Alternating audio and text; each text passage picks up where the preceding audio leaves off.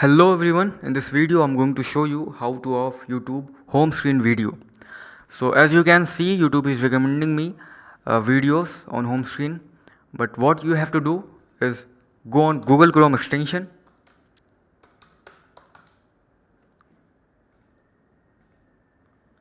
and here search on the search bar block YouTube home screen.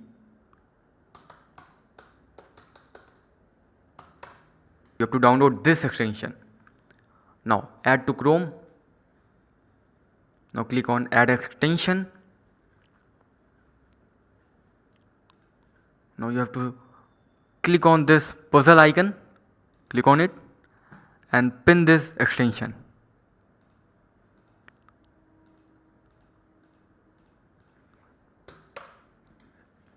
Now as you can see, my YouTube home screen is off. Now YouTube is not recommending me videos because I have used this extension block YouTube feed homepage. So that's it for the video. See you in the next one.